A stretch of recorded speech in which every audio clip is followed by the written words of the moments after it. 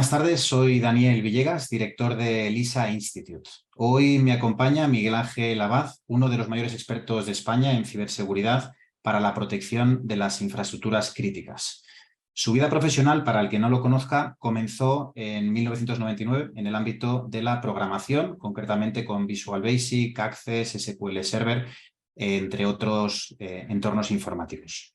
De ahí en adelante estuvo en Telefónica I+D, en la consultora Atos, en SHS Polar y Avant TI, siempre relacionado con la función de analista o de programador.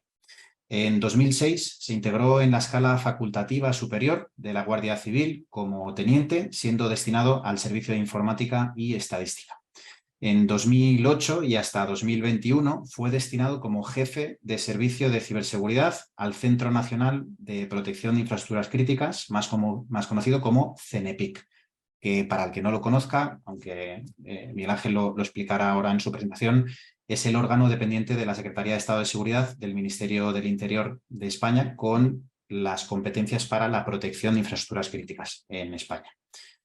Para que la audiencia comprenda mejor cuáles eran las responsabilidades del profesor que nos acompaña hoy cuando ejercía ese cargo, era el responsable de gestionar el proceso de evaluación de las infraestructuras tecnológicas para valorar su criticidad, de impulsar y coordinar el desarrollo de recomendaciones y guías para la mejora de la seguridad tecnológica en las infraestructuras críticas españolas, el punto de contacto para los grupos de trabajo a nivel internacional en el ámbito de la ciberseguridad en infraestructuras críticas, así como también el soporte y asesoramiento al director del CENEPIC en cualquier aspecto relacionado con la ciberseguridad, lo cual le da una visión muy transversal de lo que es la ciberseguridad en las infraestructuras críticas, que es el objeto de la masterclass de hoy.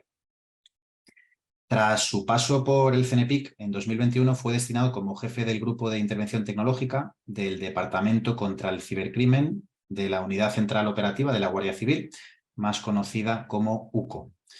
En el ámbito académico, para que también conozcáis su background formativo, es ingeniero informático con máster oficial de posgrado en inteligencia artificial, así como doctorado en ingeniería informática por la Universidad Politécnica de Madrid. A su vez, dispone del diploma de informática militar de la Academia de Ingenieros del Ejército de Tierra. Por último, como solemos hacer también con los ponentes, destacar que ha sido condecorado con la Cruz de Plata al Mérito de la Guardia Civil y Cruz al Mérito Policial con distintivo blanco. Desde el 2022 es profesor del LISA Institute en el área de ciberseguridad. Dicho esto, Miguel Ángel, es un auténtico honor tenerte en esta masterclass. Bienvenido. Muchas gracias, Daniel, y buenas tardes a todos o buenos días a los que estén del otro lado del charco. Buenos días también a los compañeros de la TAM. Esta masterclass, como sabéis, forma parte de las más de 50 sesiones en directo que se realizan en el contexto del máster profesional de analista de inteligencia, que es un máster universitario 100% online de 9 meses de duración, en el que todos los profesores, pues al igual que el comandante, tienen una amplia experiencia tanto en inteligencia, como en ciberinteligencia o ciberseguridad. Este máster otorga una doble titulación, tanto del LISA Institute como de la Universidad de Distancia de Madrid, con créditos universitarios. Para el que no lo conozca y es la primera vez que asiste a una masterclass de este tema, el objetivo de este máster es preparar a profesionales para que tengan un pensamiento crítico avanzado, la capacidad de leer entre líneas, analizar hechos complejos y contribuir a la toma de decisiones tanto de empresas como de instituciones públicas. Como ya sabéis muchos de vosotros, aunque el grueso de las clases del máster se realiza a puerta cerrada para los alumnos del máster, algunas de estas sesiones las realizamos en abierto, como es el caso de esta, con el objetivo de poder difundir la cultura de inteligencia, la cultura de seguridad, la cultura de ciberseguridad, tan importante las tres en los tiempos que corren. Antes de compartir la presentación que hemos preparado, en la que se apoyará Miguel Ángel Abad, para que los asistentes tengan un poco más de contexto, y aunque he explicado a grandes líneas cuáles eran tus responsabilidades como jefe de servicio de ciberseguridad en el CENEPIC, ¿podrías explicarnos en tu actual destino a qué se dedica el Departamento contra el Cibercrimen de la Guardia Civil? Sí, pues mira, el Departamento contra el Cibercrimen es uno de los 5 departamentos que conforman la Unidad Central Operativa. La Unidad Central Operativa Es una unidad específica de Policía Judicial de la Guardia Civil, con lo cual tenemos por misión específica el asistir a jueces y fiscales en la lucha contra cualquier tipo de delincuencia. Entonces, dentro de la Unidad Central Operativa tenemos a su vez la misión concreta de resolver aquellos casos de especial complejidad o relevancia. Dentro de la Unidad Central Operativa nos estructuramos por departamentos. Cada departamento está especializado a su vez en una tipología delictiva. Hay un departamento contra los delitos a las personas, un departamento contra la lucha contra los delitos económicos, contra la corrupción, un departamento contra el narcotráfico, y nosotros somos un departamento más de esta Unidad Central Operativa. Dentro del departamento contra el cibercrimen, tenemos a cargo la investigación de operaciones relacionadas con el abuso sexual infantil, el fraude digital con medios tecnológicos, evidentemente, y la sección que denominamos de hacking o ataques, intrusión a sistemas informáticos. Y como digo, dentro de estas tres subtipos de cibercrimen,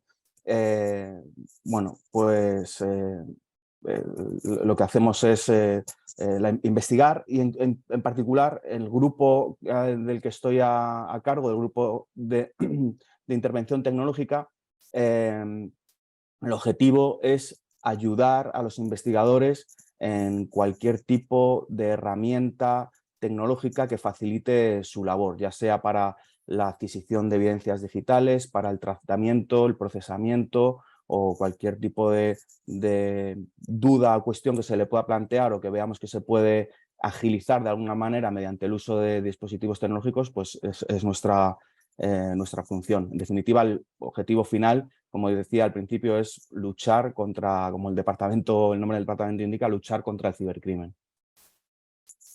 Muy, muy interesante, muy claro. Entiendo entonces que el grupo de intervención tecnológica puede aportar valor a los investigadores con cualquier tipo de tecnología o exclusivamente tecnología en el ámbito del software para poder trabajar mejor en el ciberespacio. Con cualquier tipo de tecnología. Utilizamos tanto herramientas software como hardware que pueda estar disponible en el mercado o que tengamos que de algún modo inventar o reaprovechar de otro contexto a las circunstancias que nos surjan en cada momento. Fenomenal, entendido. Entre los alumnos del máster de analista de inteligencia que han asistido a la masterclass, la mayoría de ellos están interesados en especializarse en el itinerario de inteligencia aplicada a la seguridad y la defensa. ¿Podrías explicarnos, Miguel Ángel, qué salidas profesionales crees que existen hoy en día en el ámbito de la ciberseguridad, en el ámbito de la ciberinteligencia? Pues yo creo que cada vez más. Al final está claro que a nivel de los cuerpos policiales y unidades de inteligencia, tanto en España como en cualquier otro país, existe personal específicamente dedicado a estas labores, pero en el ámbito de la lucha contra la delincuencia en general, cada vez es más habitual que aparezcan dispositivos tecnológicos que son fundamentales para resolver el caso. Entonces, en este sentido, yo creo que cada vez ya está siendo, y yo creo que seguirá aumentando la necesidad de personal especializado que sea capaz de gestionar en el ámbito de la ciberinteligencia, gestionar grandes cantidades de datos para facilitar la toma de decisiones, que en este caso será la toma de decisiones frente a los instructores de las operaciones que se estén llevando a cabo. En el ámbito policial. En el ámbito empresarial es bastante similar, en el sentido que al final los dispositivos tecnológicos generan gran cantidad de información que es necesario preparar antes de procesar, es necesario preparar, procesar e interpretar. Luego también es necesario disponer de personal que sea capaz de ir un paso más allá e identificar nuevas fuentes de información, para lo cual deberán ser capaces de determinar qué tipo de datos se requiere en cada circunstancia, y por tanto creo que también se abre un gran abanico de posibilidades en ese sector, en el sector privado, y en el resto del sector público pues más de lo mismo. Al final extrapolando todos estos dos ámbitos, el sector privado y el sector policial, ocurre de una manera similar. Al final, cualquier responsable va a valorar muy positivamente que el disponer de personal especializado que le facilite la toma de decisiones y que no se vea abrumado frente a toda esta gran cantidad de información que muchas veces puede hacernos eso, decir dónde nos hemos metido, ¿no? Hay una parte de los alumnos de LISA Institute que son policías, que son guardias civiles, en concreto, dentro de las fuerzas y cuerpos de seguridad, que en ocasiones, pues, aunque está todo publicado y está accesible, no se conoce en detalle, ¿no? Qué salidas, qué puestos, qué áreas, qué destinos o qué roles existen relacionados con la ciberseguridad, con la ciberinvestigación, con la ciberinteligencia. ¿Podrías a grandes rasgos, aunque sea hablar solo de la Guardia Civil, decirnos Sí. qué opciones habría? Sí. Bueno, hablo de la Guardia Civil, que quizás lo que más conozco, pero creo que bueno, creo no, sé que la policía es muy similar. Nos estructuramos en unidades centrales de policía judicial, el caso particular de la UCO que ya he mencionado. Bueno, pues en el caso de Policía Nacional dispone también de su unidad de investigación tecnológica. Y tenemos otra a nivel central, en la Guardia Civil, la Jefatura Central, la Jefatura de Información. Y en el caso de Policía Nacional, la Comisaría General de Información, que en ambos casos pues, llevan a cabo investigaciones más relacionadas con el terrorismo. Eso, digamos, en la lucha contra contra la delincuencia y el terrorismo. Luego también, como en cualquier organización, es importante disponer de personal capacitado para llevar a cabo proyectos tecnológicos que no siempre están directamente relacionados con la ciberseguridad, pero que, bueno, con un perfil técnico también son necesarios, como es en el caso de la Guardia Civil, el servicio de informática o incluso el servicio de estadística también dispone requiere de este tipo de perfiles, el servicio de telecomunicaciones igualmente. Y luego, esto a nivel de proyectos generales tecnológicos y en más específico de ciberseguridad, pues en el caso de Guardia Civil también tenemos un servicio de una oficina de seguridad de la información, pues que tiene por objeto pues asegurar la aplicación del Esquema Nacional de Seguridad, por ejemplo, que es de aplicación a todas las administraciones públicas y en todo caso pues garantizar que la securización de los sistemas internos del cuerpo pues que es apropiada. Entonces, en ese sentido, igualmente veo grandes capacidades y gran proyección para los perfiles técnicos para que entren en los cuerpos policiales. En el caso de la Guardia Civil, este año por primera vez se va a abrir la opción de acceso directo con titulación universitaria para entrar en la escala de oficiales. Entonces, bueno, como digo, va a ser un nuevo hito dentro del cuerpo. Yo creo que también va a incentivar esta búsqueda de perfiles técnicos que en muchos casos es necesaria para determinados puestos de responsabilidad. En los puestos de responsabilidad, tanto el que tienes en la actualidad como el que has tenido, los que has tenido a lo largo de tu trayectoria, la selección de personal ha sido una de tus funciones, ¿no? Sí. En tu opinión, ¿qué aptitudes, qué habilidades crees que son más importantes para aquellos profesionales que trabajan en las áreas de ciberseguridad?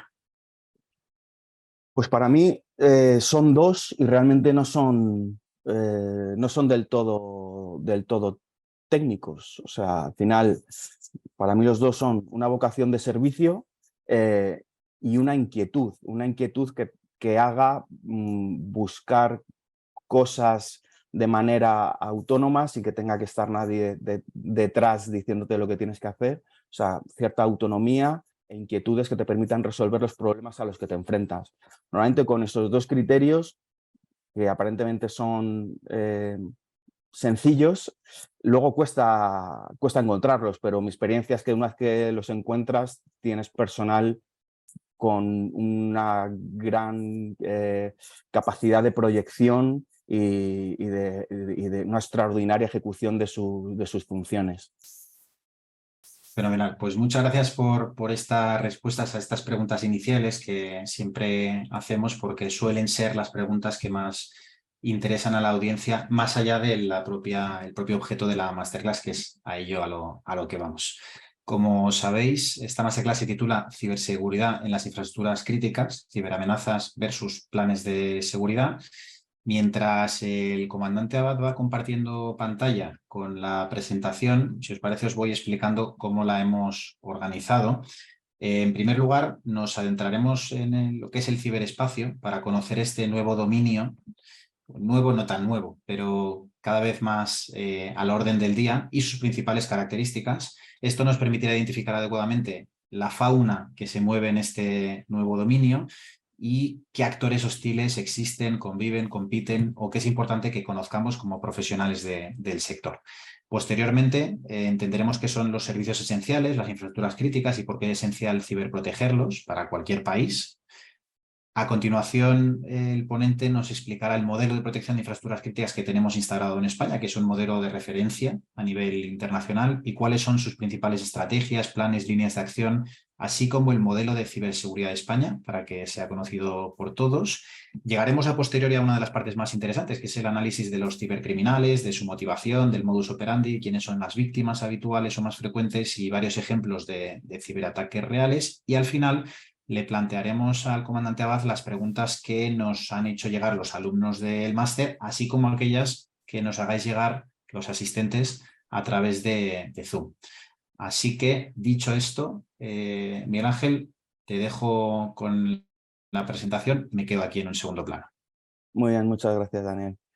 Bueno, pues efectivamente, como avanzaba Daniel, vamos a hablar de las ciberamenazas y cómo afectan directamente al ámbito de la protección de las infraestructuras críticas. Para ello, pues vamos a empezar con unos antecedentes de cuando hablamos del ciberespacio, de qué estamos hablando. En realidad, cuando hablamos del ciberespacio está claro que hablamos de una serie de funcionalidades que se ofrecen tanto a los ciudadanos como al sector empresarial, tanto público como privado, que nos ofrece unas grandes características, nuevas características que facilitan nuestra vida, nuestro desarrollo de nuestra actividad social y empresarial, unas nuevas oportunidades y que a la vez tiene unas particulares amenazas o ciberamenazas cuando hablamos del ciberespacio, ¿no? Estas amenazas, ¿cuáles son? Pues en realidad son amenazas que se basan en una serie de características particulares que disponen de un bajo o requieren un bajo coste, al final no requieren de una gran inversión para acometer un ataque a una infraestructura tecnológica, por lo general. Pueden llevarse a cabo desde cualquier lugar a nivel geográfico, no tiene límites geográficos, con lo cual otra característica es la ubicuidad y fácil ejecución. Otra característica es la efectividad, alta efectividad e impacto que tiene. Al final, el atacante tiene mucho que ganar y muy poco que perder, porque puede aplicar medidas que dificulten su autoría.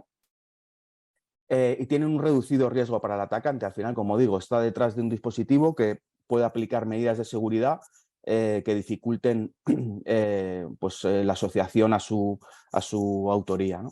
Entonces, si a esto, estas nuevas funcionalidades y características del ciberespacio le unimos que existe y es evidente una elevada dependencia de la economía y de los servicios esenciales, que explicaré qué son los servicios esenciales de estas nuevas tecnologías de información y las comunicaciones, o resumiendo, del ciberespacio, pues tenemos que la realidad es que hay un incremento de los riesgos de una nueva manera, que previamente no todo el mundo tenía identificada o en el radar, y que pueden llegar a tener un impacto potencialmente grave en función del tipo de infraestructura o el tipo de servicio al que ataquen los delincuentes o terroristas o los distintos tipos de actores que puedan actuar en el ciberespacio, que también mencionaré a continuación.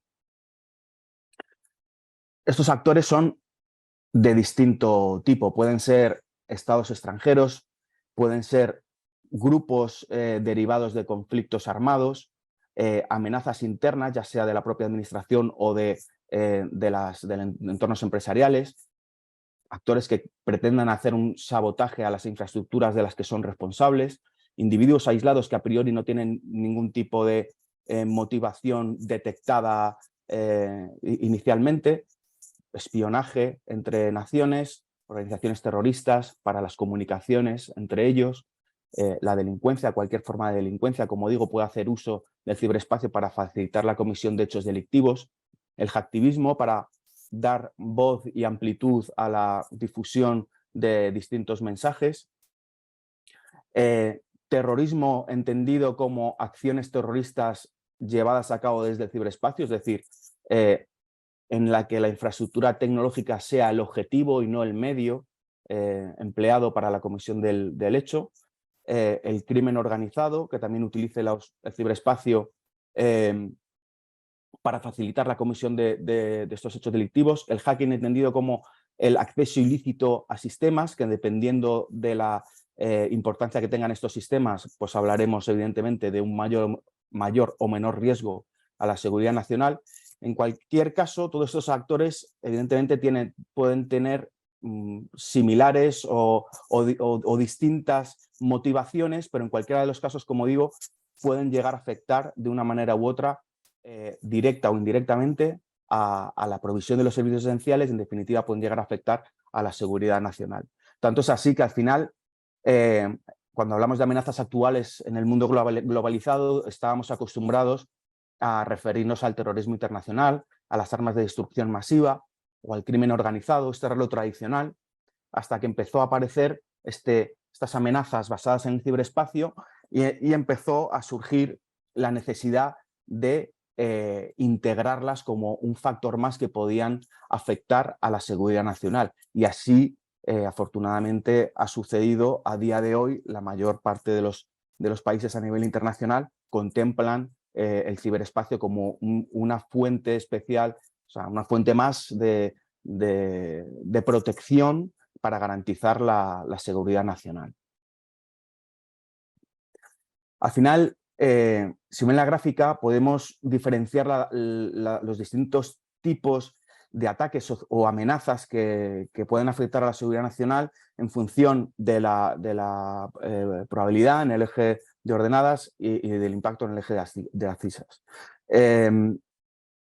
Cuando hablamos de ciberataques, normalmente decimos que los ciberataques tienen una alta probabilidad y normalmente un alto impacto. Por otro lado, los ataques terroristas tienen también un elevado impacto, con quizás una menor probabilidad de ejecución. Esto evidentemente puede variar en función del país y del contexto geopolítico y del momento del que estemos hablando, ¿no? Pero hablo con carácter general. Luego tenemos el ataque a las infraestructuras críticas, que está por aquí, que tiene una baja probabilidad, a priori un impacto no muy elevado, pero si lo mezclamos con los dos anteriores, con ataques terroristas y ciberataques, pues podemos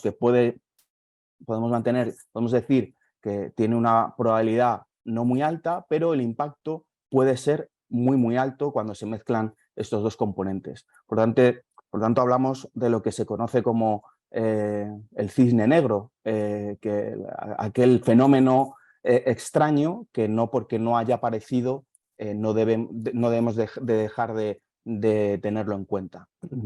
Por el contrario, a pesar de que no haya aparecido, debemos de estar prevenidos para evitar que ocurra, y que si ocurre en algún momento, pues que estemos preparados para contrarrestarlo. La Ley 8/2011 de 28 de abril, por la que se establecen las medidas para la protección de las infraestructuras críticas, establece una serie de definiciones que aplican al contexto de la presentación que estamos llevando a cabo hoy. La primera, sobre la que gira el resto de definiciones, tanto infraestructura estratégica como infraestructura crítica, es servicio esencial. ¿Qué es un servicio esencial? Bueno, pues vemos que un servicio esencial es aquel necesario para el mantenimiento de las funciones sociales, la salud, la seguridad, el bienestar social y económico de los ciudadanos o el eficaz funcionamiento de las instituciones del Estado y de las administraciones públicas. Ahora bien, para que estos servicios esenciales puedan funcionar, existe una serie de infraestructuras que garantizan su funcionamiento. Estas son las que conocemos como infraestructuras estratégicas. Son todas aquellas instalaciones, redes, sistemas y equipos físicos y de tecnología de información sobre la que descansa el funcionamiento de los servicios esenciales. Como vemos aquí ya, en el año 2011 que se promulgó esta ley, se contempla un carácter particular, la aparición de redes, sistemas de tecnologías de información. Por lo tanto, ya este fue el primer momento en el que se incluyó, se materializó la necesidad de incluir de alguna manera el ciberespacio como un elemento más que podía afectar a la seguridad nacional. Bien, tenemos servicio esencial, infraestructuras estratégicas, aquellas que facilitan el desarrollo de estos servicios esenciales, y luego tenemos un subconjunto de estas infraestructuras estratégicas que son aquellas cuyo funcionamiento es indispensable y que no permite soluciones alternativas. Y son este subconjunto de las infraestructuras estratégicas las que denominamos, en el caso de España, como infraestructuras críticas. Y decimos además que su perturbación o destrucción tendría un grave impacto sobre la provisión de estos servicios esenciales, ¿vale? Entonces, como vemos, son tres definiciones estrechamente relacionadas entre sí y nos permite delimitar qué entendemos por infraestructura crítica en el caso de España, que es muy similar, por cierto, por lo menos al resto de modelos europeos. Por lo tanto, tenemos que una infraestructura crítica son, haciendo una mezcla de las tres definiciones anteriores, aquellas instalaciones, redes, servicios y equipos físicos y de tecnología de información cuya interrupción o destrucción tendría un grave impacto en la salud, en el bienestar económico de los ciudadanos o en el eficaz funcionamiento de los gobiernos, instituciones del Estado y las administraciones públicas. Posteriormente, en 2018, se promulgó el Real Decreto Ley 12/2018 de Seguridad de las Redes y Sistemas de Información. Esta fue la transposición española de la Directiva NIS, que como saben ahora estamos pendientes de una actualización de la conocida como NIS 2, pero bueno, a día de hoy en España solo está traspuesta esta Directiva NIS versión 1, si me permiten. Esta también planteaba la necesidad de definir un servicio esencial. Y afortunadamente en España, pues hizo un esfuerzo de economía normativa, si me permiten la expresión, y se reutilizó, como ven, la definición que aparecía en la Ley 8/2011 de protección de infraestructuras críticas, añadiéndole la coletilla que aparece en amarillo. Es decir, un servicio esencial es lo que acabo de explicar, necesario para el mantenimiento de las funciones sociales básicas, la salud, seguridad, bienestar social y económico, funcionamiento de instituciones del Estado, de administraciones públicas, pero en el caso de la directiva NIS, aquel que dependa para su provisión de las redes y sistemas de información. Al final, bueno, pues en una sociedad avanzada y moderna como la nuestra, pues es difícil, la verdad, encontrar un servicio esencial que de alguna u otra manera no dependa para su provisión de red y sistema de información. Pero en todo caso, era oportuno aplicar este detalle, ¿no? esta particularidad diferencial entre servicio esencial, entendida como lo tradicional frente a la seguridad nacional, y esto que realmente estamos hablando ya de la seguridad de la red y sistema de información. Y esto es un caso particular también que afectó a España y que proviene de Europa, y es que la normativa para la protección de las infraestructuras críticas se elaboró desde una dirección general que era DigiHome, que es como el homólogo al Ministerio de Interior en España. Y en el caso de la directiva NIS, se trabajó desde la DigiConnect, que es pues como el Ministerio de Economía en España. Entonces, claro, había una necesidad de confluir ambas perspectivas, que no siempre era fácil, ¿no? La perspectiva de interior, de lucha contra la delincuencia, la criminalidad, el terrorismo, frente a unos ministerios más orientados a garantizar la calidad del servicio y la seguridad y la calidad de la información. ¿Cuál es el modelo PIC en España? Bueno, de hecho, unos avances a que hay una ley, pero bueno, en particular se determinó que fuese la Secretaría de Estado de Seguridad, órgano dependiente del Ministerio del Interior, el principal responsable de la protección de las infraestructuras críticas. Y para ello se creó el Centro Nacional de Protección de Infraestructuras Críticas como órgano específico responsable de esta protección. Es un centro dependiente de la Secretaría de Estado de Seguridad que se creó en 2007 y tiene como misión principal el impulso, la coordinación y la gestión de todas aquellas actividades relacionadas con la protección de las infraestructuras críticas. Desde 2007 hasta 2011, en que se promulgaron tanto la Ley 8/2011 como el Real Decreto 704/2011, ¿qué es lo que se hizo? Pues en realidad lo que se hizo fue un estudio de mercado, entre comillas, evaluar cuál era el estado de situación de los países del entorno, tanto a nivel europeo como a nivel internacional, de cara a que no reinventar la rueda, sacar provecho de aquellas lecciones aprendidas que pudiésemos coger de los países que pudiesen estar más avanzados que nosotros en esos años en la materia. Y en particular, una de las lecciones aprendidas que sacamos fue la que he venido mencionando hasta el momento, que era la necesidad de integrar la ciberseguridad. Como consecuencia de la promulgación del Real Decreto Ley 12/2018, por la que se transpone la directiva NIS, pues se establece que el CNPIC es además una de las autoridades competentes en la materia de seguridad de las redes y sistemas de información. ¿De acuerdo? Cuando hablamos de, bueno, he hablado de servicios esenciales, infraestructuras estratégicas, infraestructuras críticas, pero al final hay otro elemento que también se establece, se define en la Ley 8/2011, que es el concepto de sector estratégico. ¿Qué sector estratégico? Es aquel entorno donde operan las infraestructuras críticas o donde se proveen los servicios esenciales. Esto en España se divide en 12 en particular, que son la energía, la industria nuclear, que podía estar integrado en la energía, pero que se saca como elemento diferenciado porque hay un organismo autónomo en España encargado de este sector, entonces entendimos que era oportuno hacerlo así, separarlo. Las tecnologías de información y comunicaciones, el sector del agua, el sector de la alimentación, el sector de la salud, el sector financiero, el transporte, industria química, investigación, la administración y el espacio.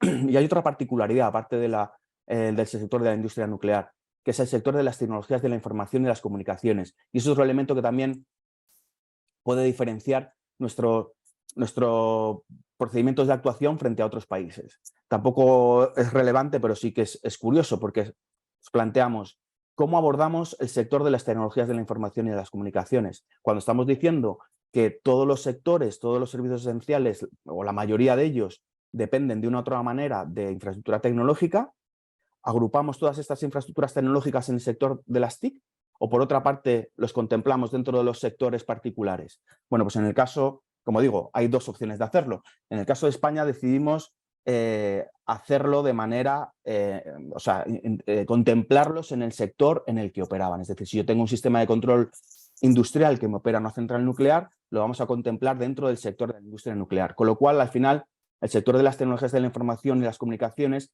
nos crean aquellos servicios que realmente de forma transversal nos proveen de las telecomunicaciones, de la radio o de la radiodifusión o de la televisión, ¿vale? Básicamente.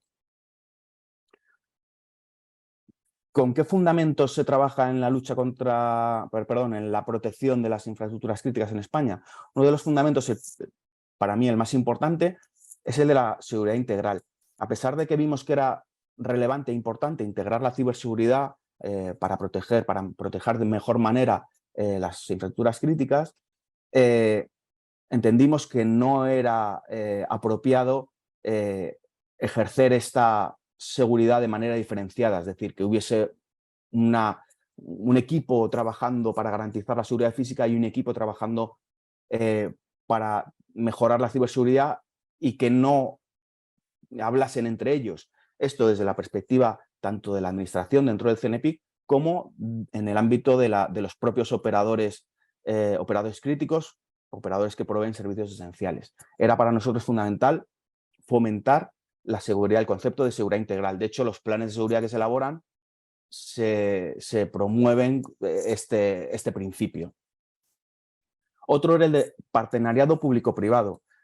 ¿Por qué? Pues porque, al menos en el caso de España, gran cantidad de los operadores que proveen los servicios esenciales recaen en el ámbito del sector privado. Por lo tanto, era fundamental establecer mecanismos de cooperación y colaboración que garantizasen pues, el intercambio de información, que me adelanto a lo que diré luego, el intercambio de información, pero no solo eso, sino trabajar de forma colaborativa entre sector público y sector privado, porque de otra manera no íbamos a llegar a ningún lado.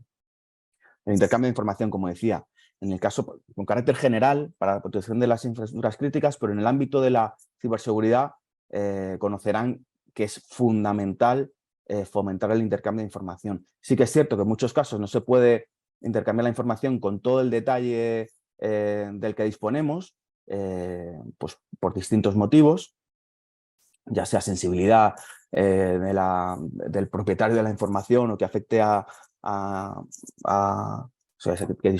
que tenga información personal de clientes, etcétera, pero sí que buscamos un lugar de encuentro en el que, anonimizando la información, se pueda difundir y que todos los operadores de un mismo sector o de sectores similares puedan aprender lecciones buenas y malas de experiencias que haya tenido su colega de al lado, entre comillas, ¿no?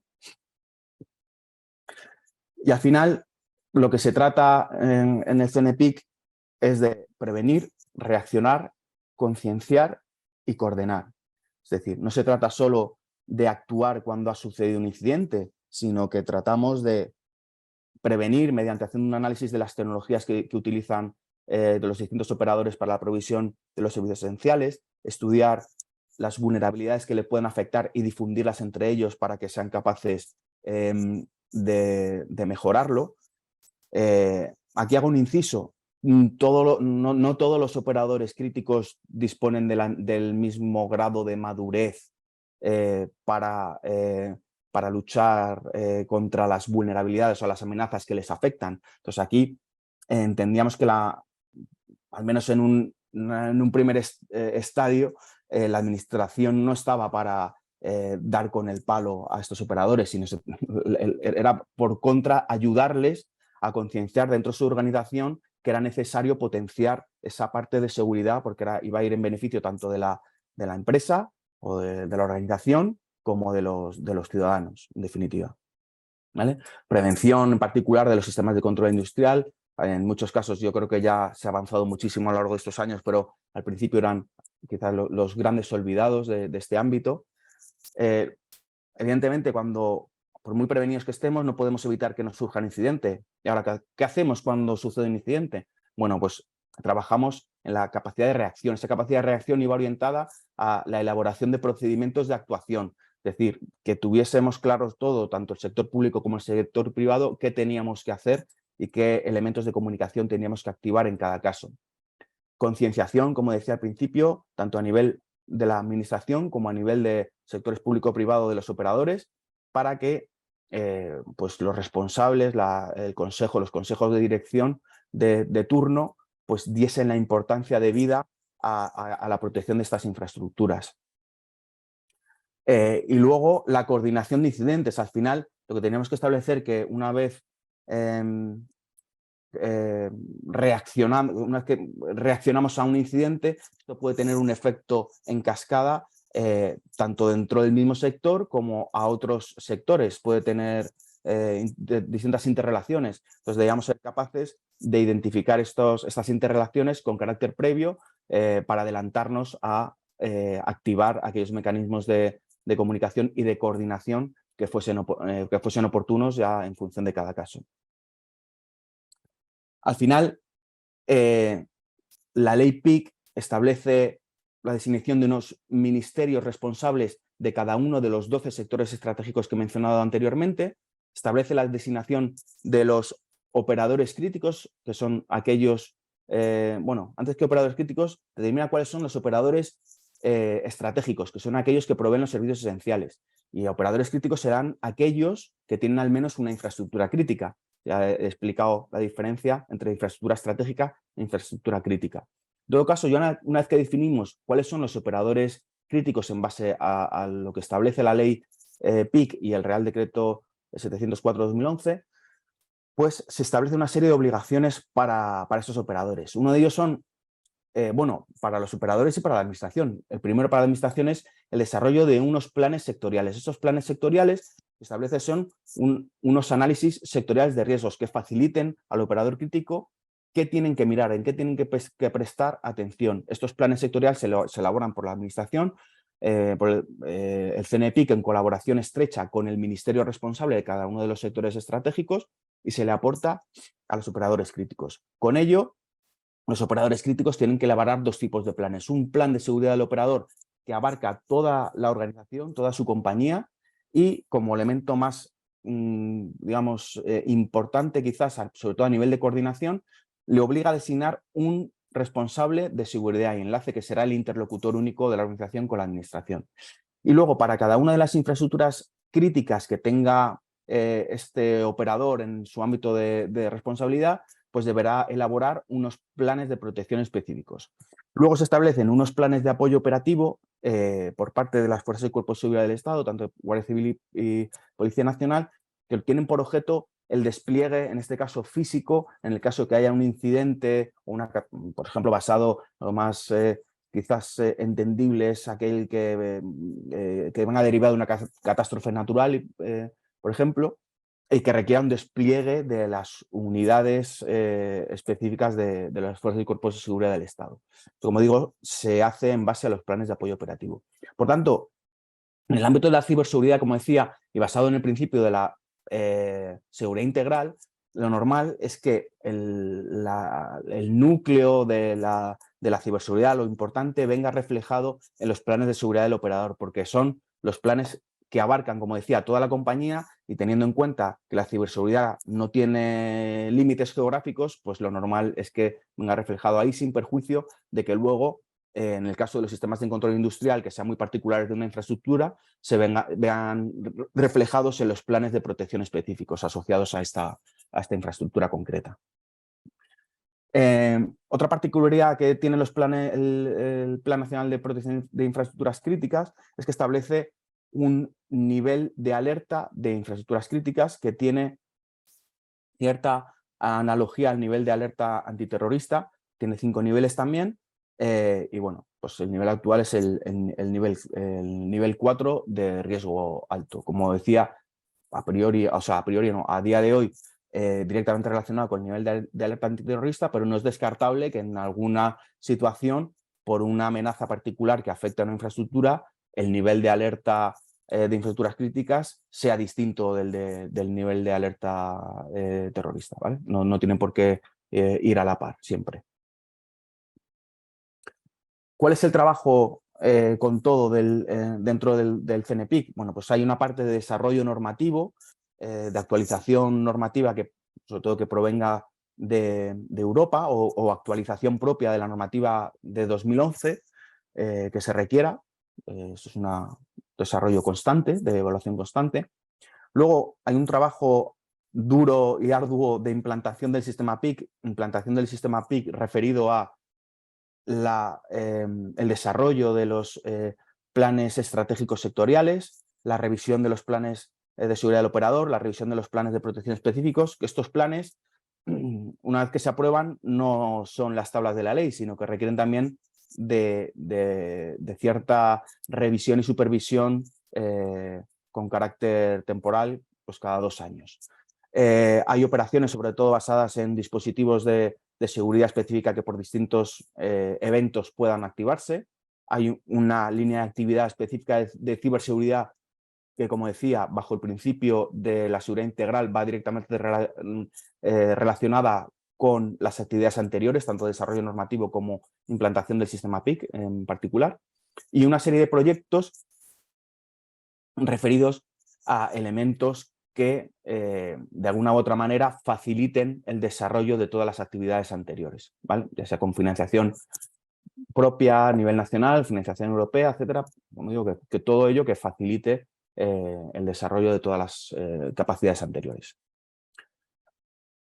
En el caso de la ciberseguridad, por concretar, quizás lo más preocupante en el sentido de que, como decía, ya es más normal y más entendible, pero al principio eran los grandes desconocidos, eran los sistemas de control industrial. Al final estábamos acostumbrados a hablar de los sistemas tradicionales de gestión de facturación, de gestión de clientes de grandes empresas, pero cuando hablamos de provisión de servicios esenciales, no siempre hablamos de este tipo de entornos, de los sistemas IT tradicionales, sino que hablamos de unos entornos que operan a nivel físico una serie de infraestructura que puede causar daños no tecnológicos, digamos, entendidos de la manera tradicional, sino que puede causar daños incluso a las personas, incluso en forma de pérdida de vidas humanas. Entonces, era fundamental meter en la ecuación a estos sistemas de control industrial, más comúnmente conocidos como sistemas SCADA. Dentro, a pesar de que, como muestro en la gráfica, hay distintos tipos de sistemas, no voy a entrar en detalle en cada uno de ellos. Como digo, habitualmente conocidos como sistemas SCADA, es fundamental integrarlos en la ecuación. ¿Cuáles son los problemas que nos planteaban los sistemas de control industrial? Pues que al final históricamente eran la especie rara de las tecnologías de información y comunicaciones, pero a medida que evolucionaba el entorno IT, pues se produjo en cierto modo una convergencia entre los entornos IT tradicionales y los entornos OT, los entornos de tecnología de operaciones o de sistemas de control industrial. Entre ellos, pues, muestro tres. Uno, que los sistemas de control industrial ya no están aislados, sino que utilizan sistemas de comunicaciones tradicionales del entorno IT, como pueden ser redes locales, redes LAN o Wi-Fi, ¿vale? Por lo tanto, estas redes pueden llegar a ser vulnerables en algunos casos, en función de las actualizaciones. En todo caso, pueden ser vulnerables, ya no están aislados, pueden ser atacados desde el perímetro. Otros que los protocolos de comunicación industrial antes eran específicos, pues había un protocolo que era Modbus muy concreto de este tipo de entornos, pero cada vez es más habitual que utilicen protocolos como TCP/IP. Por lo tanto, se integran, una vez más, se integran en una interconexión con entornos tradicionales.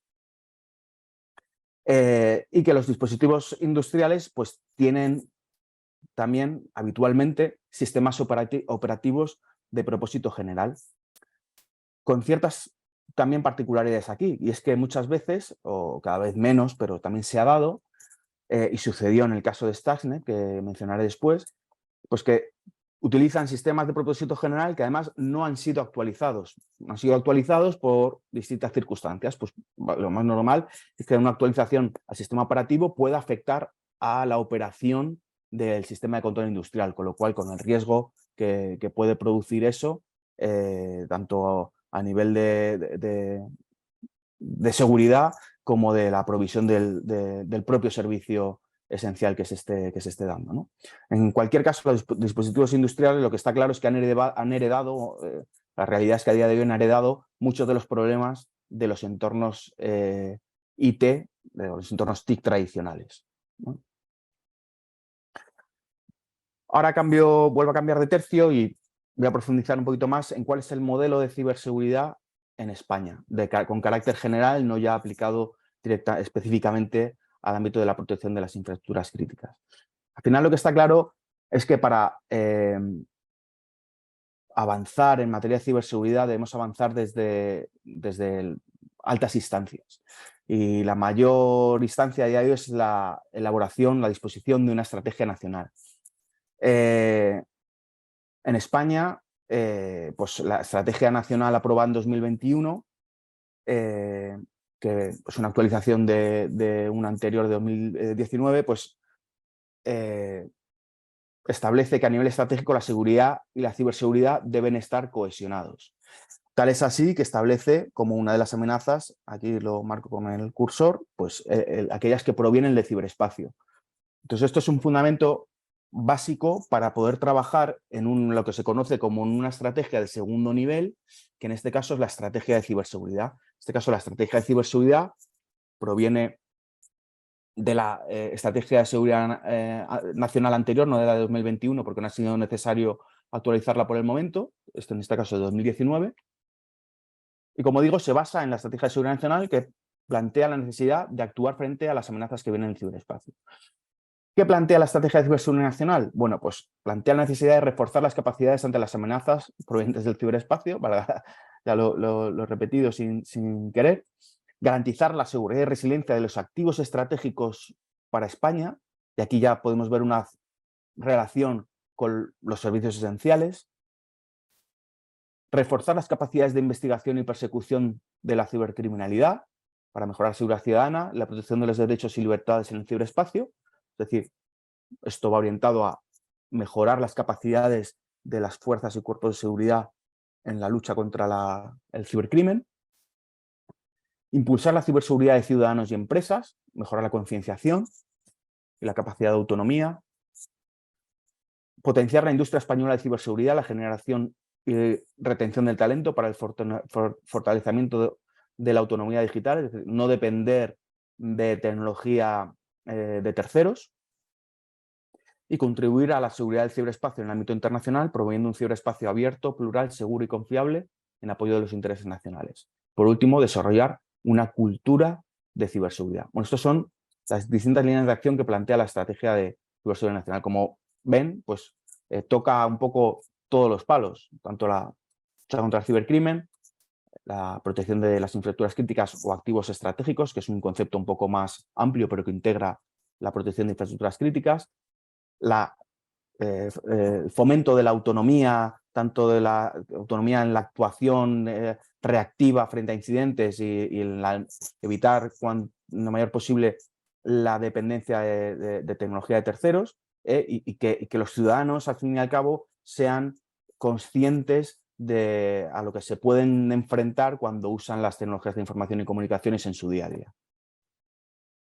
¿Cuáles son los organismos que a nivel nacional trabajan en el ámbito de la ciberseguridad? Bueno, pues tenemos por un lado al Mando Conjunto del Ciberespacio, dependiente del Ministerio de Defensa, bueno, pues que tiene la responsabilidad de la defensa en el ciberespacio de los intereses nacionales, ¿vale? Y tiene un equipo de respuesta a incidentes particular para ello. El Centro Nacional de Inteligencia depende de él el Centro Criptológico Nacional, que tiene también el CCNC, el CER del Centro Criptológico Nacional, que es el responsable de gestionar los incidentes que afecten al ámbito de las administraciones públicas. El Ministerio de Economía pues, tiene al Instituto de Ciberseguridad de España, que es el INCIBE, que tiene a su vez el INCIBE-CERT, un equipo de respuesta, pues responsable en este caso del sector privado y de los ciudadanos. Y el Ministerio de Interior cuenta con el CNPIC, que ya saben lo que es porque es de la sección anterior, el Centro Nacional de Protección de Infraestructuras Críticas, y de un órgano concreto que es la Oficina de Coordinación de Ciberseguridad, que es un órgano también dependiente de la Secretaría de Estado de Seguridad con responsabilidad específica en la coordinación de aquellas actividades derivadas de la ciberseguridad en el ámbito del Ministerio del Interior. Entonces, ese es el mapa de situación de los principales agentes que actúan en la ciberseguridad en España, ¿no? Cuando hablamos de motivación de ciberataques, bueno, os he sacado estas gráficas. La realidad es que la mayor parte de la motivación viene del cibercrimen. Lo que pasa que sí que es cierto que aunque la mayor parte las motivaciones vengan derivadas del cibercrimen y tengan una motivación económica clara, no podemos descuidar aquellas que vienen, por ejemplo, de la ciberguerra o aquellas que son, pone, desconocido, ¿no? Porque pueden ser un pequeño porcentaje, no quiere decir que no tenga un gran impacto en la provisión de los servicios esenciales, ¿no? Cuando hablamos en la protección de infraestructuras críticas. ¿Qué quiero decir con esto? Pues que al final tenemos que trabajar conjuntamente tanto en la lucha contra el cibercrimen como en la protección de las infraestructuras críticas. Nadie es más importante, esta es mi opinión personal, nadie es más importante porque tenga un porcentaje más alto en un momento determinado, sino que a nivel Estado debemos trabajar conjuntamente y todas las agencias implicadas pues debemos cooperar y colaborar. Bueno. En cuanto a los tipos, pues ahí lo ven. La mayor parte de malware, hay un porcentaje de 22% que pone desconocido. Normalmente lo desconocido pueden ser las conocidas como APTs, las amenazas persistentes avanzadas. ¿Vale? Hay pues, otros tipos de eventos que se basan en vulnerabilidades conocidas. Bueno, en definitiva, al final, todos las tipologías, como digo, cuando hablamos de malware, lo normal es que tenga una motivación económica orientada al cibercrimen. ¿Vale? ¿Y cuáles son las víctimas? Bueno, pues ahí vemos que, en primer lugar, las industrias. Yo creo que es normal cuando son las industrias las que proveen los servicios esenciales, tienen una alta dependencia tecnológica. En segundo lugar, aparecen las administraciones públicas y la defensa. Y en cuanto a tipología, sigue ganando con coherencia con los gráficos anteriores el cibercrimen, pero tiene también ahí algo que decir el ciberespionaje, tanto en la industria como en la administración pública. El ciberespionaje sí que puede ser el origen de un ataque más complejo que venga derivado de información que se ha obtenido en una primera fase. ¿De acuerdo?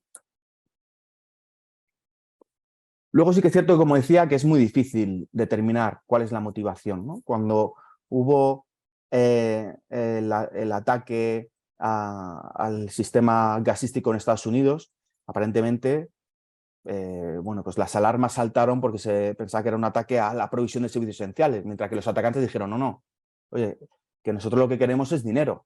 A nosotros páguennos, que es un ransomware y aquí paz y después gloria, ¿no? Entonces es muy difícil hacer una atribución con carácter general, a priori, por supuesto, pero luego en el tiempo también hay que trabajar mucho cuál es realmente la motivación de los distintos ataques y hay que hilar, y aquí entra en juego la labor que hablábamos al principio de la ciberinteligencia. Sí, es importante conocer todo el contexto de las situaciones que están surgiendo.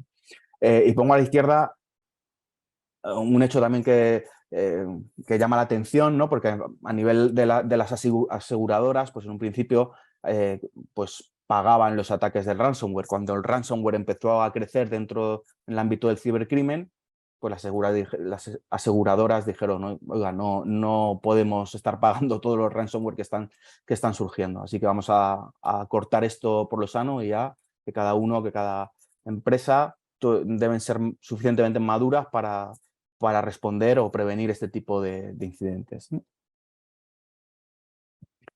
Y prometía que iba a hablar del Stuxnet, y es que es obligado, a pesar de que ya ha pasado muchos años, pero me veo obligado porque sí que es un referente, fue sin duda el hito que marcó, por lo menos en España, marcó un antes y un después en la inclusión de la ciberseguridad en la protección de las infraestructuras críticas. Fue cuando realmente se dio relevancia porque apareció en medios de comunicación tradicionales, normales, un suceso que realmente afectó a una central nuclear y que tuvo un impacto físico directo en la central, ¿no? Bueno, que en particular retrasó el programa nuclear iraní, pero sí que lo que a nosotros nos afecta, lo que quiero hacer ver es que sí que sirvió como un incidente basado en tecnologías de información y comunicaciones, afectó a la operación directa de una infraestructura que podía equipararse a una infraestructura crítica en cualquier otro país, que por tanto no debíamos centrarnos solo en las amenazas más tradicionales, ¿no? de ataques terroristas tradicionales o crimen organizado, ¿vale? Sino que debíamos de incluir en la ecuación, como decía al principio, la ciberseguridad. Y esto, como digo, fue un hito que nos sirvió, es triste muchas veces decirlo, ¿no? Pero este tipo de situaciones sí que sirven para fomentar y concienciar a todos los niveles la necesidad de proteger este tipo de infraestructuras. Y por último, ¿cuál es el modelo de respuesta de ciberseguridad en la protección de infraestructuras críticas? Bueno, pues tenemos el CCNCER, como decía, responsable del sector público, tenemos al INCIBE-CER, responsable de las empresas privadas y de los ciudadanos, y para la defensa nacional al mando conjunto del ciberespacio. Y aquí entra en juego la Oficina de Coordinación de Ciberseguridad. La Oficina de Coordinación de Ciberseguridad ya ha avanzado, que es un órgano dependiente de la Secretaría de Estado de Seguridad, es un órgano de coordinación técnica. Es además punto nacional de contacto para coordinación operativa, para intercambio de información a nivel de Europa. Y lo que hace es que cuando sucede un incidente, pues el operador crítico lo notifica a su CER de referencia en función de si es del sector público o del sector privado, lo notifica al INCIBE-CER o al CCNCER. Le establece los medios de respuesta típicos de un equipo de respuesta o de un SOC. Y si afecta a una infraestructura crítica, se notifica al CNPIC y, a su vez, a la OCC, que se encarga de establecer y activar los procedimientos de actuación de coordinación técnica para la resolución del caso y derivarlo a policía o a Guardia Civil en el caso de que sea susceptible de ser tipificado como delito para la investigación policial pertinente. ¿De acuerdo? Y otro hecho relevante es importante también la guía que existe en España, una guía nacional de notificación y gestión de ciberataques. Se aprobó por el Consejo Nacional de Ciberseguridad en enero de 2019 y establece unos procesos de notificación y gestión de incidentes con una metodología de herramientas unificadas y un procedimiento unificado para facilitar la vida, digamos, a los operadores en estas notificaciones, ¿vale? Y ya para terminar, como conclusiones, y resumiendo todo lo anterior, lo que considero de más relevancia, que es que los servicios esenciales y las infraestructuras críticas hemos visto que aparecen en normativas distintas, con ministerios distintos también, pero que afortunadamente en España se hizo un esfuerzo normativo de coherencia normativa para asegurar que, a pesar de que los términos fuesen diferentes, lograr que fuesen iguales, que tuviesen relación, que no hubiese una definición de servicio esencial hablando de infraestructuras críticas y una definición de servicio esencial hablando de seguridad de redes y de información. Ahí hubo un esfuerzo importante. Que el CNPIC, como órgano dependiente de la Secretaría de Estado de Seguridad, es el órgano responsable de la protección de las infraestructuras críticas en España. Que la OCC, la Oficina de Coordinación de Ciberseguridad, es el órgano responsable, también dependiente de la Secretaría de Estado de Seguridad del Ministerio del Interior, responsable de la coordinación técnica en el ámbito de la ciberseguridad. Que el desarrollo de capacidades va a ir siempre acorde con la implementación de estrategias y que, por tanto, debemos de garantizar que el fomento de la ciberseguridad y la lucha contra el cibercrimen deben establecerse como una prioridad de alto nivel, tanto en la estrategia de seguridad nacional como en la estrategia de ciberseguridad nacional, y así es hasta el momento en España. Y que existen distintos agentes que tienen algún tipo de responsabilidad en la materia y que, por tanto, es fundamental fomentar el intercambio de información de distintos tipos, ya en función del contexto que sea, porque es la única forma en la que vamos a garantizar la cooperación e ir de la mano y por supuesto, garantizar un correcto servicio al ciudadano, que al fin y al cabo es para lo que trabajamos. Así que, sin más, eso es todo por mi parte. Perfecto, Miguel Ángel. Pues muchísimas gracias por la ponencia, por además hacerla tan estructurada y tan sintética, porque tenía mucho contenido. Y pasamos rápidamente a las preguntas. Hay muchas preguntas interesantes, a ver cuántas nos da tiempo de plantearte para para que puedan los asistentes tener esa información. Como en todo, es fundamental disponer de indicadores y medirlos de forma homogénea entre los países con tal de entender la evolución de ciertos fenómenos complejos, como ocurre en las ciberamenazas. Al igual que ocurre en otros ámbitos de la seguridad pública, como puede ser el número de asesinatos por cada 100.000 habitantes, ¿existe algún estándar para poder comparar y medir la exposición, vulnerabilidad o cantidad de ciberataques que sufren los países? Sí que se hace. A ver, hay un elemento que dificulta en gran medida la difusión de ese tipo de información, pero a nivel del CNPIC sí que se trabaja en lo que se llama como mesas de coordinación de ciberseguridad, en la que se sienta un responsable por cada uno de los sectores estratégicos que he mencionado, de los 12. Estos responsables actúan a su vez como portavoces de sus colegas dentro del sector. Entonces, uno de los objetivos de esta mesa es precisamente ese, es tratar, y vamos a difundir, simplemente no para sacar los colores a nadie, sino precisamente para ver dónde hay que mejorar o dónde podemos intercambiar información de lecciones aprendidas para que mi sector de al lado, que a lo mejor utiliza una tecnología similar a la mía, pues pueda ganar en madurez, porque como decía, no todos los operadores tienen la misma madurez, ¿no? Entonces, como digo, sí que al final existen distintos niveles, los operadores sí que se ha logrado que se junten entre ellos, luego uno de ellos ejerce de portavoz en la mesa de coordinación de ciberseguridad y esto ahí se integra con la administración. Luego, por otra parte, sí que existe la estadística de criminalidad en la que aparece un apartado específico de cibercrimen. Pero aquí sí que es cierto que debemos mejorar en la concienciación para denunciar los hechos delictivos. Muchas veces no se denuncia por distintas circunstancias y está claro que en muchos casos, si no se denuncia, pues los cuerpos policiales no podemos actuar en todos los casos con la diligencia debida. Por lo tanto, no es algo, no quito la responsabilidad de la administración, que quizás tengamos algo que mejorar al respecto, pero sí que es fundamental denunciarlo, ¿vale? Lo digo porque las estadísticas estas que aparecen de criminalidad no siempre van a ser acordes con la realidad de lo que vemos en este otro entorno, digamos, más de confianza, ¿no? con los operadores. Sí, la cifra negra es algo que hay que combatir Eso es. porque hasta que no existen números que justifiquen la inversión de más recursos, la inversión de políticas públicas, no se van a evidenciar esos problemas que tiene la sociedad. O sea que Eso es. total apoyo a que la gente denuncie, que la gente pueda compartir con las autoridades públicas de sus respectivos países aquello que les ocurre o aquellos indicios que tienen de lo que les ocurre, para que por lo menos sirva para presionar, ¿no? Y poder tener más recursos públicos al efecto. A nivel internacional, Miguel Ángel, ¿existe algún...? Porque España, por ejemplo, sí que publica los datos, ¿no? Gran parte de los datos en materia de ciberseguridad, en materia de ciberataques, y normalmente eso, visto por periodistas, comparándolo con otros países, parece que España sea más ciberatacado que el resto, ¿no? Y yo siempre he tenido la pregunta de si realmente no es que seamos más ciberatacados, sino que nosotros compartimos los datos y otros países pues quizá no hacen lo propio, ¿no? No tienen esa transparencia o esa medición.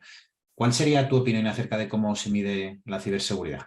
Sí, precisamente estoy de acuerdo con eso. No existe un procedimiento homogéneo de difusión de ese tipo de información, sobre todo en Europa, pues es cierto que no puedes comparar unos datos con otros.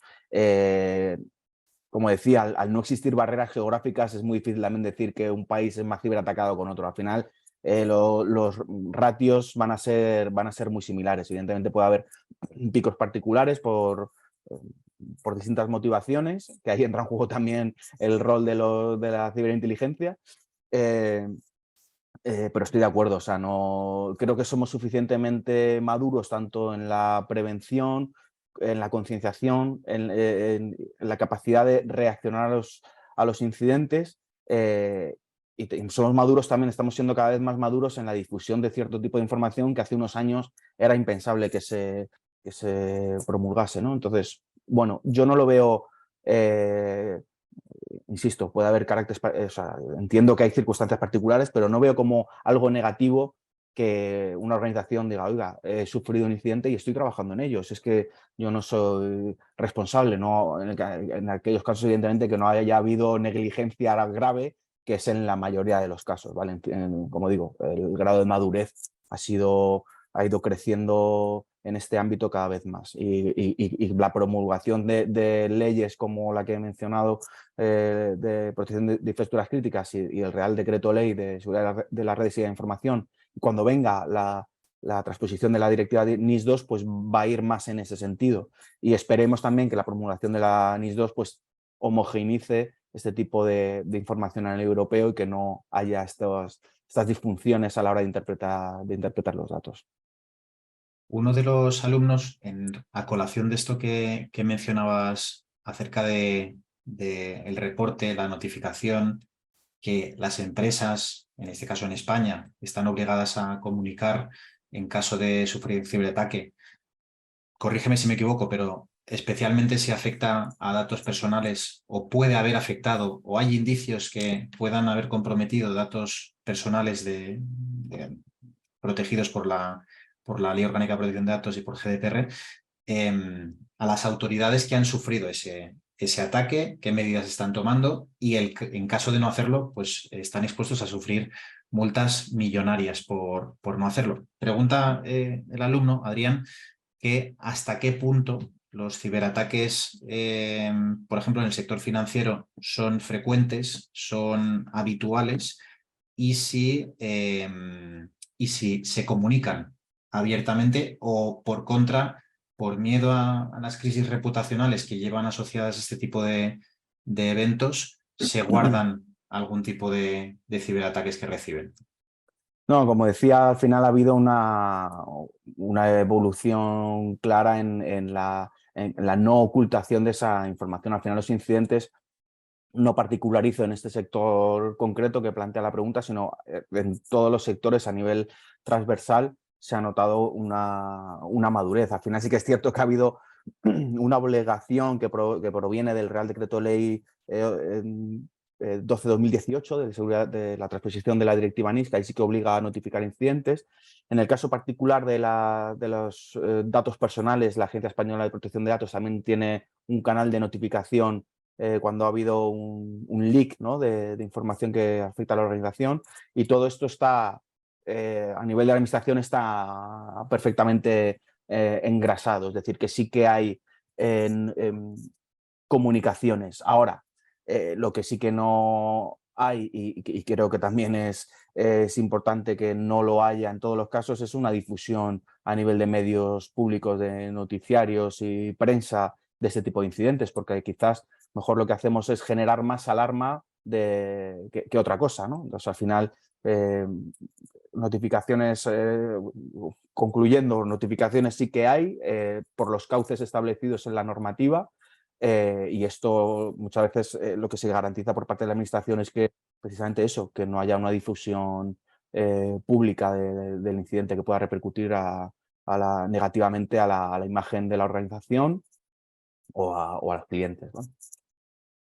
Para todos los alumnos que están haciendo el máster profesional de analista internacional y geopolítico, lo saben bien, pero la geopolítica también influye en la seguridad nacional, evidentemente, y un conflicto bélico a muchos kilómetros de distancia puede afectar a un Estado, incluso un Estado que no esté vinculado directamente en ese conflicto bélico, en esa guerra, e incluso a sus empresas, a sus infraestructuras estratégicas, a sus infraestructuras críticas, como estamos viendo sobre todo desde la invasión de Rusia a Ucrania.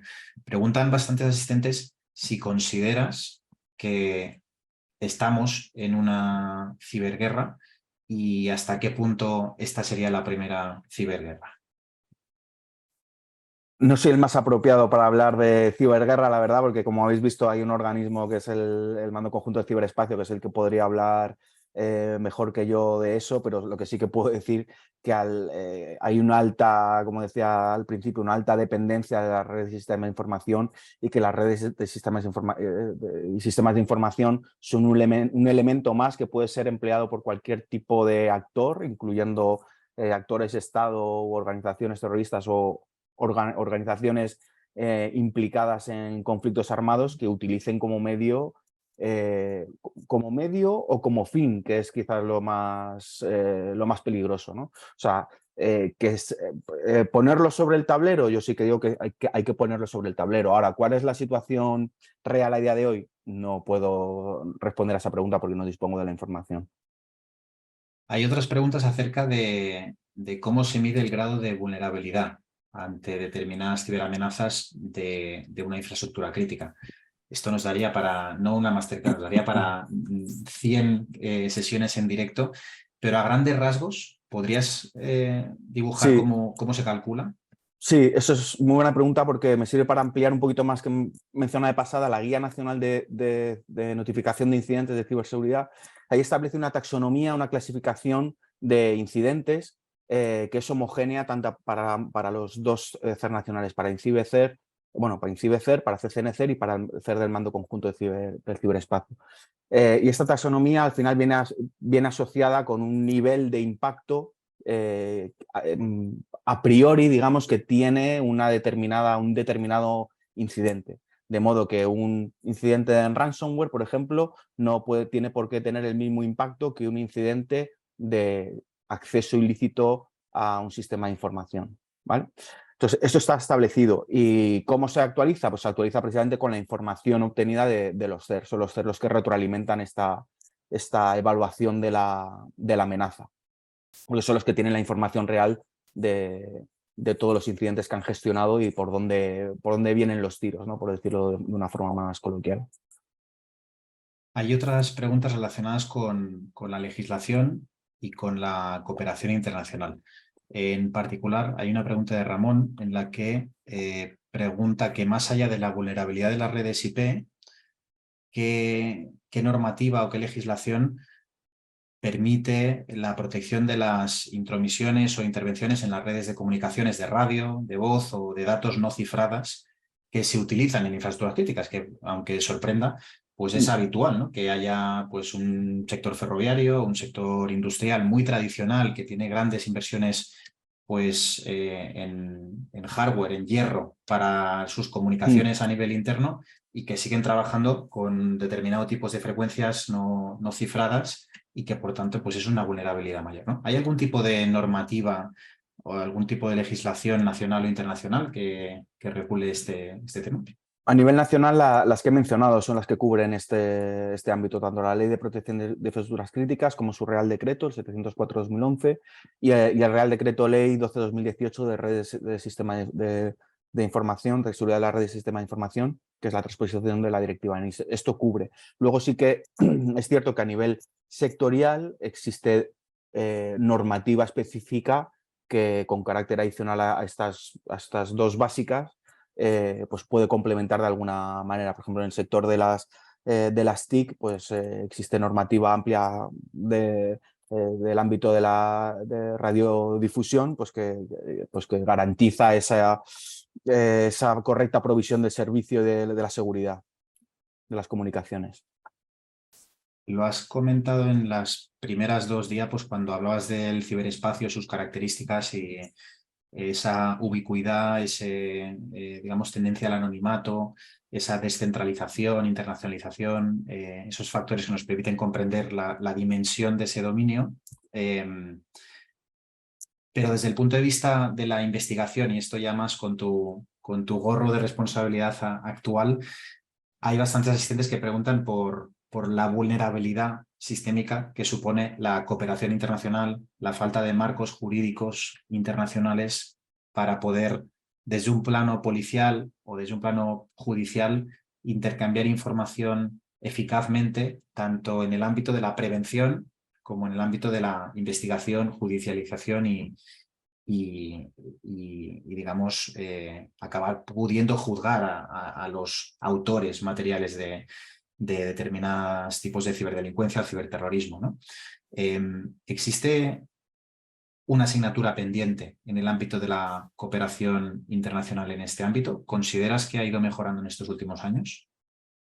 Sí, que las dos cosas. Es una asignatura pendiente y considero que ha ido mejorando. De hecho, recientemente se ha aprobado por el Parlamento Europeo una nueva directiva para el intercambio de información de evidencias digitales relacionadas con las investigaciones, que promueve, fomenta, pues facilita a los cuerpos policiales la solicitud de esta serie de requerimientos, tanto preservación de datos como adquisición o transmisión de evidencias, con unos plazos específicos.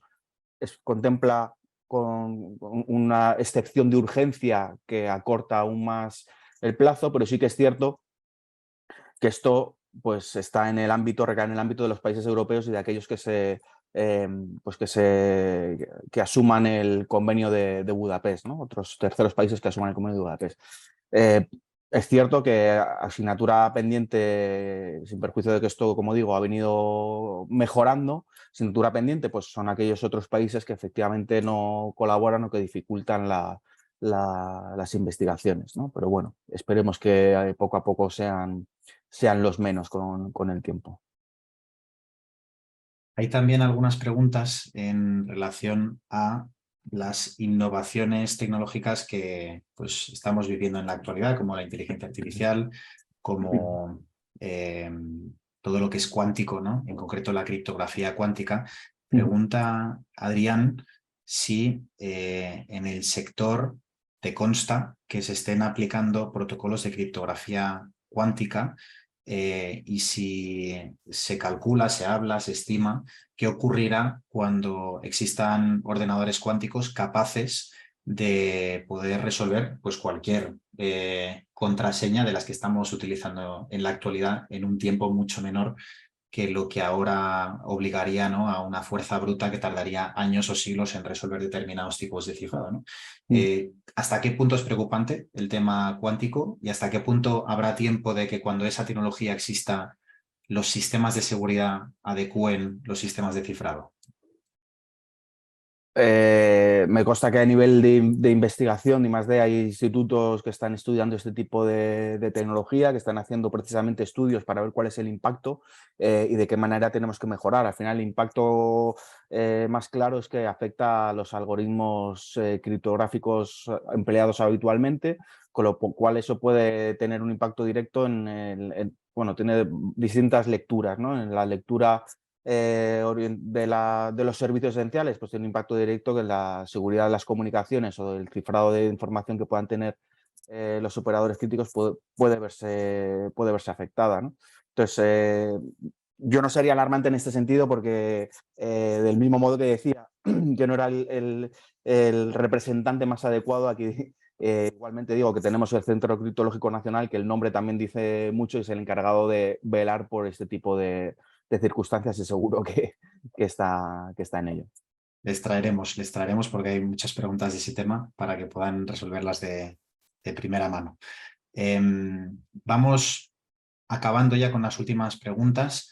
Hay otra pregunta de Esther Ruiz acerca de el ciberterrorismo y pregunta cómo es que no se han dado casos de ciberataques o ciberterrorismo en infraestructuras críticas o en caso de que se hayan dado, pues qué ejemplos tendríamos, ¿no? Por ejemplo, pues en España, en Europa o en otros países de referencia. Bueno, ha habido casos, ya digo que de una manera u otra he puesto el caso de Stuxnet, que puede ser el primero que tuvo más relevancia. Hubo otro antes de la guerra de Ucrania, precisamente en Ucrania, que afectó a un sistema de provisión de energía eléctrica. Entonces, casos sí que ha habido. Ahora, que como decía, no en todos los casos tiene una repercusión mediática suficiente como para que sean de conocimiento público, pues por distintas circunstancias. Pero bueno, que no aparezca en prensa no quiere decir que no haya surgido, y que haya surgido no quiere decir que haya sido tan grave como que haya paralizado a la actividad normal de la población. De hecho, tanto Stuxnet como el ataque a las centrales eléctricas ucranianas que dejaron sin luz a gran parte del país durante tiempo, aunque se consideran ciberterrorismo también, y ahí viene el problema de la anonimización, requiere del soporte, sponsorización y know-how, infraestructura, conocimientos de un Estado, ¿no? Determinado tipo de ataques. En ambos casos está confirmado, ¿no? Que había un Estado detrás, por lo que dicen los expertos. Y eso nos lleva a lo que ha comentado Miguel Ángel de las amenazas persistentes avanzadas, ¿no? Que al final es muy difícil definir si es ciberterrorismo o es un ataque, un ciberataque bélico o un ciberataque estatal de un actor hostil de un Estado, porque es muy difícil determinar el origen, la raíz, quién ha financiado, quién lo ha acabado haciendo por culpa de la tecnología, ¿no? Entonces, por complementar un poco la respuesta de Miguel Ángel al respecto, y qué duda cabe que el conocimiento sobre ciberataques y ciberseguridad pues está a disposición de cualquiera. Quién sabe si en un momento dado pues una organización terrorista no sponsorizada por un Estado pues pueda tener la capacidad de atacar cualquiera de esos 12 sectores estratégicos y críticos que definíamos, ¿no? La amenaza está ahí, de ahí que sea importante poder proteger nuestras infraestructuras de ese tipo de ataques, ¿no? Mm. Y por acabar, un par de preguntas más.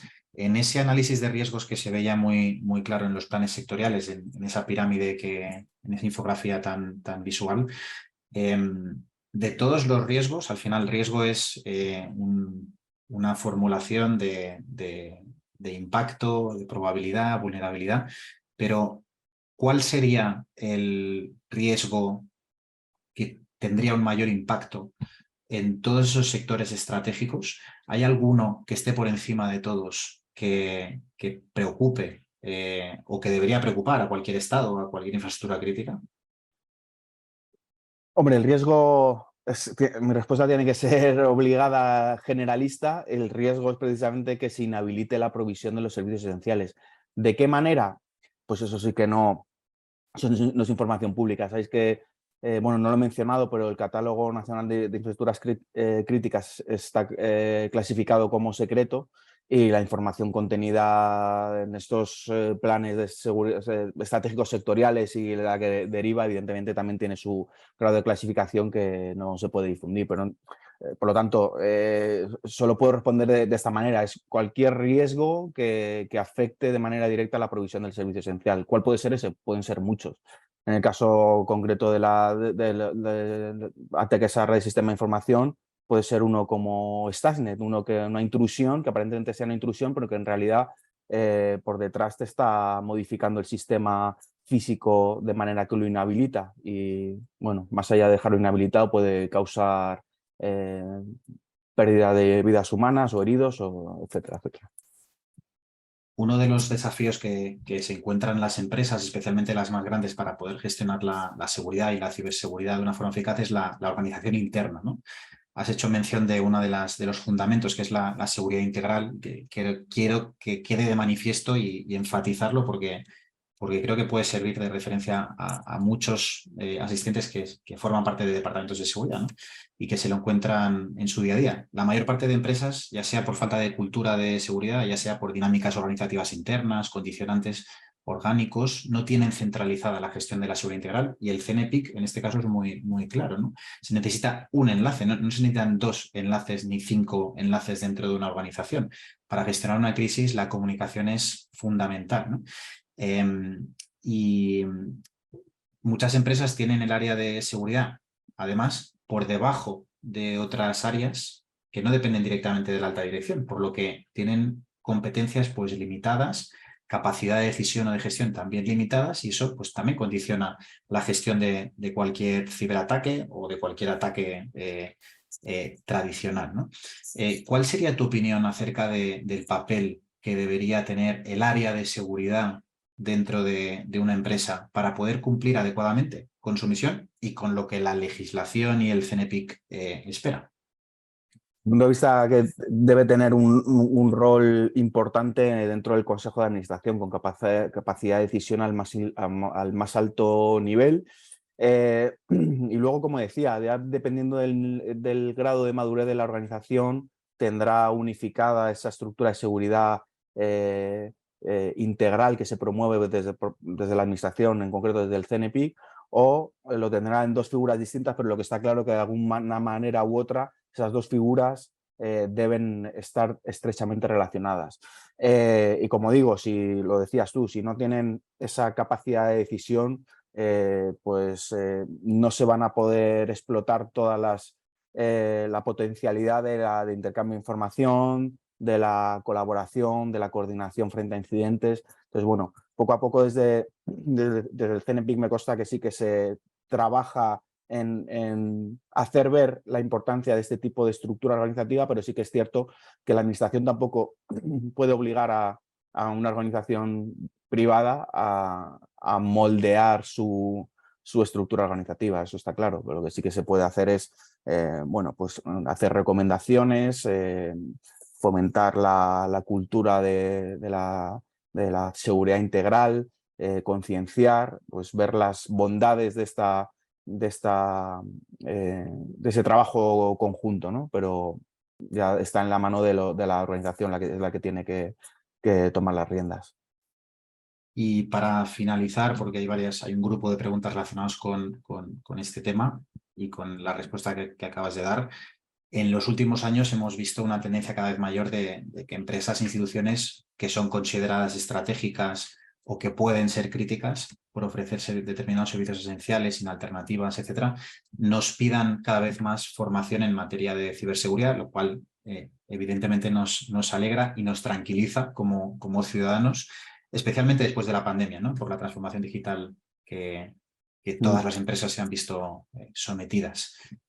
Al igual que ocurre con la formación en prevención de riesgos laborales, que es obligatoria en todos los países, y quien no la cumple se expone a sanciones muy importantes o incluso ir a la cárcel, ¿no? En determinados casos, ¿hasta qué punto crees que los estados deberían exigir, mediante legislación normativa, una formación obligatoria para el personal de infraestructuras críticas que ofrecen servicios esenciales? Yo creo que es fundamental. Y es fundamental no una formación, sino yo iría un paso más allá, sino un plan formativo. Es decir, que no se quede en que recibí una formación y ya lo tengo por los siglos de los siglos, sino que teniendo en cuenta que este entorno tiene una evolución constante y que puede surgir una rotación evidente del personal por cambios de organizaciones, o sea, de la persona entre organizaciones o por promoción profesional. Al final sí que creo fundamental el establecimiento de un programa formativo que asegure pues, que el personal que cubre determinados puestos de responsabilidad pues, tenga los conocimientos suficientes como para tomar una decisión, sin perjuicio de que luego tenga su asistente específico en la materia, ¿no? Pero que tenga esa base formativa clara. Yo lo veo fundamental. Desde LISA Institute, siempre que nos consultan, nos preguntan, tanto empresas como la patronal o incluso instituciones públicas, tanto en España como en otros países, lo que recomendamos es instaurar un sistema similar al de las agencias estatales de seguridad aérea, ¿no? Que ya está después del 11S sobre todo, pero incluso antes en el siglo pasado, pues muy instaurado, ¿no? Un sistema, un plan, como dice Miguel Ángel, de formación obligatorio por ley, en el que todas las empresas, tanto empresas de transporte aéreo comercial como cargo, están obligadas a formar en temas de seguridad, en temas de prevención del terrorismo, en concienciación en seguridad aeroportuaria, en seguridad aérea, a todo su personal por igual, e incluso empresas que trabajan en el aeropuerto, por el mero hecho de trabajar en el aeropuerto, aunque hagan una tarea que a priori no pueda entrañar ningún riesgo grave, como puede ser personas que trabajan, por ejemplo, en el alquiler de vehículos, que están incluso fuera de las instalaciones aeroportuarias de check-in, ¿no? Pues incluso esas personas tienen la obligación de hacer formación en materia de seguridad aeroportuaria y si no, no pueden ni siquiera trabajar ni operar, ¿no? en esa instalación. Entonces, creemos que ese es el modelo de referencia que debería tener cualquier infraestructura estratégica, sobre todo si es crítica, para poder formar a su propio personal, formar y exigir formación a sus proveedores y condicionar el que una persona pueda entrar a trabajar con el hecho de poder tener esa concienciación, por lo menos de saber detectar riesgos o ciberriesgos, comunicarlos a quien pertoque, tener esa conciencia mínima que permita poder ser más eficaces en la gestión, ¿no? De este tipo de ciberincidentes. Así que tenemos que dejarlo aquí. Es un tema interesantísimo. Ya repetiremos con Miguel Ángel porque veo que hay centenares de preguntas. Así que cuando te dejes volveremos a repetir. Esperamos que la masterclass de hoy haya ayudado a entender mejor la ciberseguridad aplicada a las infraestructuras críticas, la importancia de invertir recursos tanto públicos como privados en esa triple P que explicaba Miguel Ángel, para analizar ciberriesgos, para analizar ciberamenazas, pero también para la implantación de medidas de seguridad eficaces para la protección. Por desgracia, los sectores críticos y estratégicos no se mejoran de forma sustancial hasta que no ocurren incidentes graves de alto impacto como algunos de los que dibujábamos en esta masterclass. Por eso esperamos que esta sesión de hoy sirva para crear cultura de ciberseguridad, acercar esta temática aún más a los profesionales que estáis trabajando en seguridad pública, en seguridad privada. Cuanto más se conozca la importancia de estos temas, sobre todo en infraestructuras críticas y estratégicas, más y mejores decisiones se tomarán en torno a la ciberseguridad y más valorará la ciudadanía los servicios esenciales que éstas les ofrecen, ¿no? Dicho esto, Miguel Ángel, en nombre del equipo de LISA Institute, y estoy seguro que de toda la audiencia, muchísimas gracias por compartir tus conocimientos, tu experiencia y también tu flexibilidad en las respuestas, porque estoy convencido que será de gran utilidad para todos. Nada, un placer, muchas gracias a vosotros. Para aquellos que estáis preguntando por los másteres en análisis de inteligencia y en análisis internacional, la siguiente edición es en octubre. Mis compañeras han pasado toda la información por el chat. Cualquier duda nos escribís a contacto@lisainstitute.com y os ofreceremos el asesoramiento que necesitéis. ¿De acuerdo? Y a todos los demás, si os ha resultado útil la masterclass, dejadnos un comentario y compartir estos conocimientos con los contactos de vuestro entorno que trabajen en infraestructuras críticas, infraestructuras estratégicas, en esos 12 sectores estratégicos, ya que es la mejor forma de hacer frente a los cibercriminales, al ciberterrorismo y tener un impacto positivo en la seguridad nacional de cada uno de nuestros países. Así que os esperamos pronto, nos vemos en la próxima masterclass, que tengáis un feliz día y hasta pronto.